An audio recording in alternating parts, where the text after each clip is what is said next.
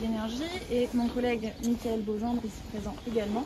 Nous sommes accompagnés de Anne Arthur qui est chargée d'accueil à la maison de l'habitat et de l'énergie et de Karine Auguste qui est responsable de service. Donc on va faire un petit tour dans le centre de Carreau et rue des Bruyères jusqu'à la résidence Saint-Denis. On a sélectionné une petite dizaine de maisons qui présentent un intérêt en termes de thermographie infrarouge. Donc la caméra thermique, elle mesure le rayonnement électromagnétique émis par les matériaux de surface, donc qui dépend de la nature des matériaux et de leur température. Et c'est grâce à ça qu'on va pouvoir mesurer la température de la surface des bâtiments. L'objectif, ça va être de relever des défauts d'isolation ou des différences de température sur une même paroi. Donc après, on pourra voir ce que ça veut dire dans les murs, ce que ça peut signifier comme derrière défaut ou manque ou technique de pose, par exemple, sur les bâtiments. Une fois on fera une boucle à peu près d'1,2 km, 1,6 km. Une fois qu'on sera revenu à la mairie, on représentera toutes les photos qui ont été prises pendant la balade et on fera un point du coup sur le sujet de l'isolation dans la rénovation énergétique. Et pour ceux qui le souhaitent, on pourra prendre derrière des rendez-vous pour approfondir le sujet au cas par cas. On peut remercier monsieur Iviter, vice-président énergie, d'être présent aujourd'hui avec nous. Remercier tout le monde aussi, si vous êtes courageux d'être venu un samedi matin de bonne heure comme ça, un peu dans le froid. On va essayer de rendre ça ludique et vous pourrez poser des questions évidemment. L'idée c'est vraiment de vous sensibiliser, d'essayer de comprendre avec nous et puis d'aborder la rénovation énergétique, que vous puissiez en parler, même pour vous, pour d'autres personnes. Et puis on peut savoir qu'on existe, la maison d'habitat et d'énergie, qu'on est là aussi pour vous apporter aux gens du territoire un conseil neutre, ça c'est important, et gratuit. Sur les projets, qu'ils soient simples ou plus approfondis de rénovation énergétique. Donc voilà. Et pour tout public. Et pour tout public. Voilà, donc on va commencer. Allez, c'est bon. Donc on avait prévu une maison puisqu'elle est juste devant la mairie. Donc je m'approche juste un petit peu. Si vous voulez, on va prendre ce cliché là. Donc là on mesure en fait des différences de couleurs. Il y a une échelle sur la droite de l'image et on va du jaune le plus chaud au violet bleu le plus froid. Donc on voit voilà, qu'il y a des différences de température du mur déjà un petit peu avec un point dans l'angle là. Un point chaud ici là qui est dans les 9 degrés environ. Alors la toiture, c'est toujours un petit peu délicat parce que on est sur un plan incliné. Donc là, elle est un petit peu moins inclinée celle-là en face, mais c'est toujours un peu délicat. La vision de la caméra, et pour l'idéal, pour la mesure, c'est qu'elle soit vraiment à 45 degrés, perpendiculaire au mur. Mais néanmoins, on peut voir que au niveau des fenêtres, il y a notamment des chiens assis. Il y a quelques déperditions sur le montant des fenêtres, sur le châssis. Du double vitrage là. Voilà.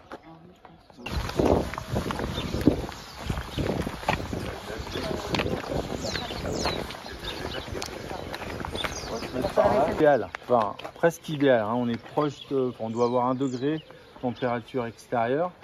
Et ce qui est intéressant et c'est vraiment flagrant, c'est quand on a un delta de température entre l'intérieur de la maison qui est en chauffe et l'extérieur d'au moins 15 degrés. Donc là, on les a, parce qu'on peut imaginer que la maison elle est chauffée aux alentours de 19-20. On a 1 degré. Donc là, qu'est-ce qu'on voit?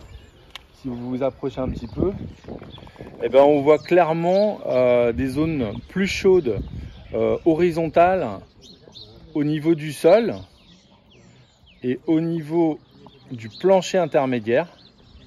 On voit aussi au niveau des menuiseries et des coffres de volets roulants en haut un point chaud Alors justement, là, ce que vous voyez de façon horizontale, là, c'est ce qu'on appelle un pont thermique du plancher intermédiaire. Et on voit que le mur est plus froid que cette zone-là. Pont thermique résiduel, un pont thermique de dalle. Donc on peut imaginer que cette maison, elle est isolée par l'intérieur, enfin c'est à peu près sûr qu'elle est isolée par l'intérieur. On voit d'ailleurs les parpaings, on devine les parpaings, là on les verrait pas hein, s'il y avait une isolation par l'extérieur. Voilà. Donc on voit aussi un pont thermique de dalle assez important. En bas qui est assez spectaculaire à l'image, mais donc ça c'est les difficultés à isoler justement les dalles.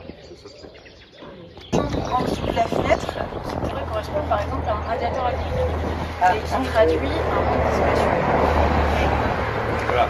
Donc une partie du radiateur chauffe l'extérieur. Chauffe le mur qui chauffe l'extérieur. Voilà.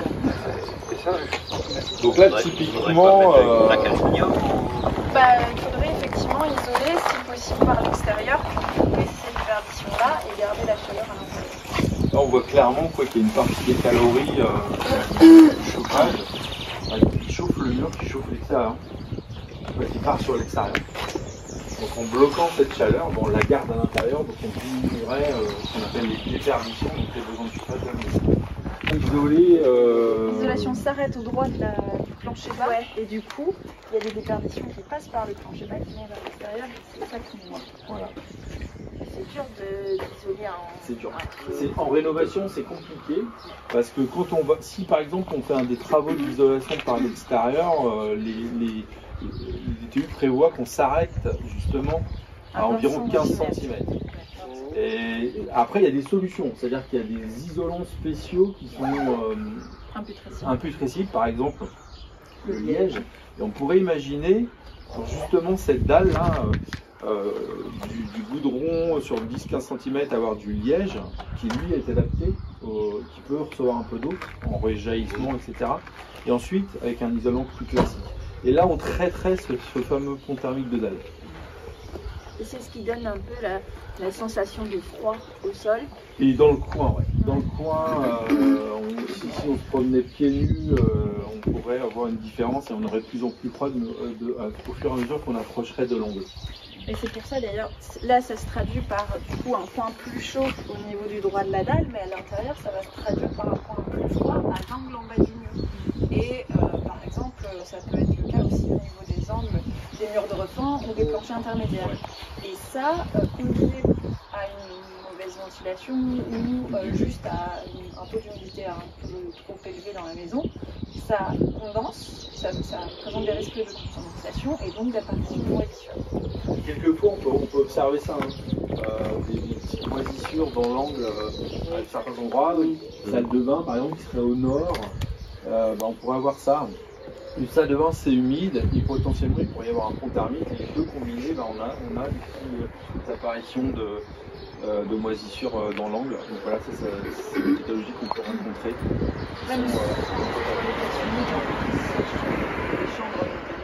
Dans les chambres aussi, oui. On peut avoir, si il y a des ponts thermiques, on peut avoir ce type de pathologie.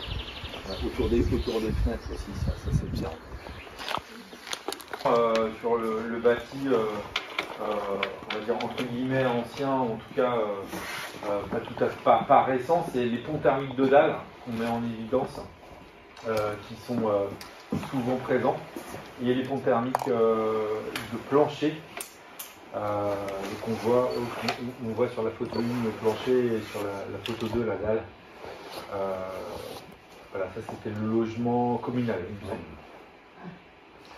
Dans la petite ruelle, on avait vu ce qu'on pressent être un radiateur derrière, un mur qui n'est pas forcément isolé. Du coup, là, le radiateur, comme je l'ai dit pendant la visite, il va chauffer le mur, qui va chauffer l'extérieur.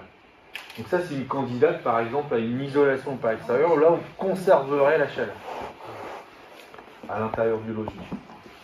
Donc typique d'un radiateur sous fenêtre. On a sélectionné deux clichés, mais peut-être ce sera l'occasion qu'on revienne sur les logements qui ont le bardage bois là. Ce qu'on met en évidence ici, c'est déperdition de menuiserie, porte d'entrée, pont thermique de dalle qui apparaissent assez nettement sur la photo 2 notamment. La photo 1, menuiserie, porte d'entrée. Donc là, porte d'entrée qui n'a pas l'air comme ça très qualitative. À gauche, vous ne voyez pas, vous m'aviez dit l'armature. Ouais, je n'ai pas mis la photo. Il y a eu un des clichés, on a pris plusieurs clichés. Oui, il y avait un cliché sur le pignon où on voyait la verticalité, ce qu'on pensait être un refend. Alors, il faudrait quand même qu'on puisse voir un peu comment sont construites les maisons. C'est une hypothèse, hein. Moi, c'est un cliché qui montre ça, mais il faudrait qu'on puisse le voir. C'est pour ça que je vous propose, si jamais les gens sont intéressés, qu'on puisse faire éventuellement un point spécial sur ces maisons. En tout cas, oui. C'est quoi un refend? Alors, un refend. C'est un mur structurel interne à la maison, donc qui, comme par exemple peut-être un mur porteur. C'est un mur porteur interne à la maison. Et du coup, quand on a une isolation par l'intérieur, elle peut s'interrompre au niveau de ces murs-là, et il peut y avoir du coup des déperditions à ces murs-là. C'est ce qu'on appelle des ponts thermiques linéiques, comme pour les ponts thermiques de plancher intermédiaire ou de dalles de plancher bas.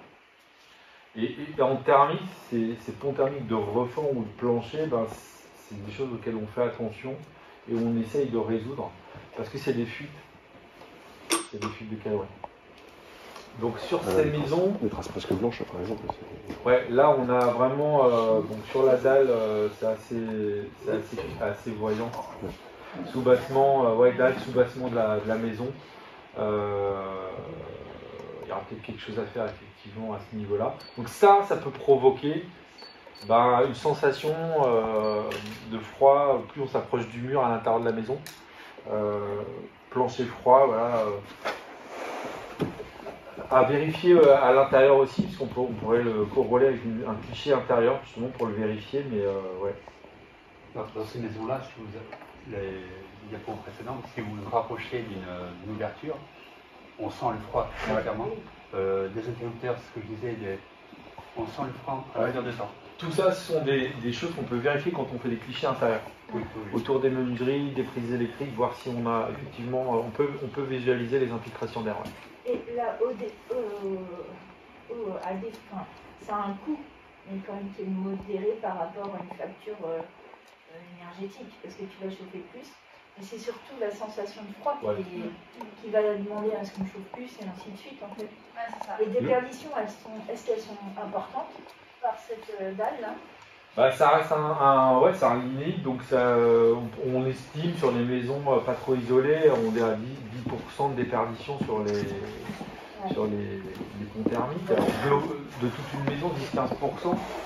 Mais il y a ce qu'on perd en calories, donc ce qu'on doit fournir en chauffage, ça c'est clair, la facture énergétique, mais on a le confort et le ressenti.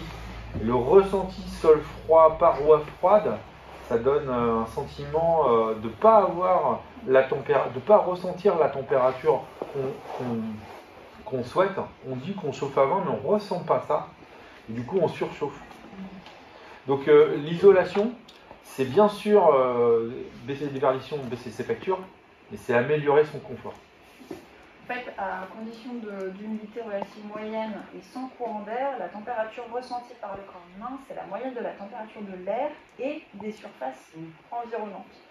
Donc quand on a une paroi qui n'est pas isolée ou une fenêtre ou simple vitrage, ça va être des surfaces qui vont être froides.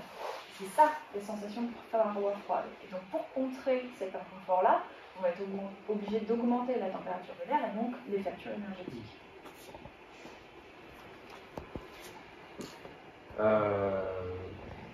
Là, c'était un cliché. Qu'est-ce qu'on avait voulu montrer? Elle est isolée par l'extérieur. C'est l'isolation par l'extérieur. Ouais, ce que je voulais montrer, je me rapprochais, c'était qu'en fait, on a une homogénéité en fait, du mur là. 6 les prières. Et isolation par l'extérieur, donc effectivement, Bon, c'est pas très net là, je l'avoue, on avait un peu le soleil de côté. C'est pas super net, mais ce que je voulais montrer, c'est qu'en fait, avec une isolation par l'extérieur, bah, vous avez une homogénéité du mur et vous n'avez pas de point faible en fait. Là, le point faible, ça va être finalement le contour de la menuiserie, comme souvent, parce que c'est un point qui est difficile à traiter, surtout en rénovation. Et d'ailleurs, les menuiseries, peut-être Éline évoquera ça tout à l'heure, mais la technique de pose de la menuiserie en rénovation, elle va impacter justement qu'on ait plus ou moins ce pont thermique de menuiserie. Donc là, on était sur une maison où on montrait le pignon, et on voit très nettement les déperditions par la dalle du plancher intermédiaire, pont thermique de dalle. Et si vous regardez le chien assis, alors c'était un peu plus visible quand on était passé en repérage, mais souvent sur les chiens assis, la difficulté de bien isoler les joues des chiens assis, les triangles. Et donc là, on essaie de montrer un peu ça. Pareil, quand on rénove toiture rampant et ces parties-là, il faut être vigilant à bien isoler ces côtés-là. Thermique de dalle, menuiserie. Alors je crois que la fenêtre était ouverte là. Oui, on la voit. On voit très net. Le mortier et les parpaings n'ont pas la même capacité de transmission de la chaleur. Voilà, le parpaing, il est un peu plus froid que les gens. Mais on réduit notre trottoir. Le trottoir, de toute façon, On est plus aux normes. Le nom de la maison qui est sur la place, je ne sais plus le nom de la place. Au place de l'église. Donc là, on a une chaudière au sous-sol, on a un conduit de cheminée et on a un mur de. Enfin, on devine un peu des croix, c'est-à-dire la jonction entre la chaleur du conduit, le plancher, les planchers bas, le plancher intermédiaire. Donc là, il pourrait faire une isolation par l'extérieur, parce qu'il y a un débordement de toit. Voilà, il y a un débord de toit qui permettrait effectivement. Ouais, je vous disais, Émile en parlera, mais souvent entre 12 et 14 cm pour une isolation par l'extérieur. 12 et 14 cm d'isolant, plus l'enduit, et après un peu plus si on fait une isolation sous barbage. Ou sous ardoise, ouais. Donc une des dernières maisons qu'on a faites, alors moi j'ai pris la première photo pour montrer un petit peu la menuiserie et le dessous de la menuiserie où on a peut-être, je me souviens c'était un joint de ciment, une espèce de surbeau de ciment, mais par contre on n'a peut-être pas bien isolé ou calfeutré avant de remettre le surbeau de ciment et on voit bien une ligne bien droite juste en dessous de la menuiserie. Et donc ça voilà, typiquement donc, comment on traite la pose, c'est important. Et puis la deuxième photo, c'est vraiment on a une différence d'isolation, ou en tout cas de température de surface, déjà ça c'est ce qu'on peut dire, entre la partie de droite et la partie de gauche. La partie de droite est en violette, donc moins chaude, donc mieux isolée que la partie de gauche. C'est très net, quoi. En plus, ça suit vraiment le raccord de mur, donc voilà. C'est assez incroyable, parce que là, si on regarde l'échelle de température, c'est assez net. Est-ce que ça peut pas être aussi le fait qu'il y a une partie qui n'est pas chauffée et l'autre chauffée? Alors peut-être aussi, oui, c'est ça. Là, ce que je vois, c'est qu'il y a une différence de température. Alors, ça peut s'expliquer si une partie est chauffée, pas chauffée. Ça peut s'expliquer si une partie est mieux isolée, moins bien isolée. Donc tout ça, il faut creuser derrière. C'est pour ça que les clichés, c'est toujours les clichés thermiques, c'est toujours. Madame disait que c'était chauffé des deux côtés, mais c'est chauffé. Mais il y a un mur en pierre entre les deux. Donc nous, on a fermé. Il y avait une ouverture, on a fermé, on a isolé. D'un côté, c'est des carottes plates, de l'autre côté, c'est du lambris. Et contre le mur, de ce côté-ci, c'est du lambris. Mais on ne sait pas ce qu'il y a en dessous. Voilà. Okay. Parce que il y a une chambre en bas et il y a une pièce au-dessus, avec une cage d'escalier. Et au niveau du joint, c'est la cage d'escalier. Parce qu'en haut, quand il n'y a personne, on ne chauffe pas. D'accord. Donc ça pourrait peut-être, alors que le bas est chauffé. L'hypothèse de l'isolation, on ne sait pas trop. Carottes plates, on peut imaginer que ce sont des carottes plates avec une bonne jonction par rapport au lambris où vous allez avoir juste un emboîtement du bois et donc l'air qui peut passer. Donc voilà, ça peut expliquer Ouais, aussi. On ne voit pas vraiment de stries, mais voilà. En tout cas, on a une différence assez nette de température de surface. On évoquait, pour la petite histoire, vous aviez fait sauter l'enduit ciment des murs. Maison en pierre, enduit ciment, pas très adapté, hein, parce que bloquant l'humidité. Et là, les propriétaires ont refait un jointoiement en chaussable. Et ça, c'est adapté. Puisque ça laisse passer, ça laisse respirer le mur. Et là, ce que je voulais pointer surtout, c'était la porte d'entrée qui est neuve. Peut-être un réglage pour qu'elle plaque bien contre les joints, sur la partie supérieure. Voilà. C'est pareil, c'est une hypothèse. J'ai pas été voir sur place, j'ai pas été voir dans le détail. Mais c'est ce qu'on disait en discutant, ça pouvait être ça. Voilà. Donc une bonne porte d'entrée, ou une bonne menuiserie, on va dire en général, il faut qu'elle soit bien posée et bien réglée. Et la dernière photo, là on est pont thermique de dalle, aussi visible. Après, c'est pas tout à fait facile d'interpréter le mur parce qu'on a différents matériaux. Que ce soit, j'ai l'impression que c'est du granit autour des fenêtres.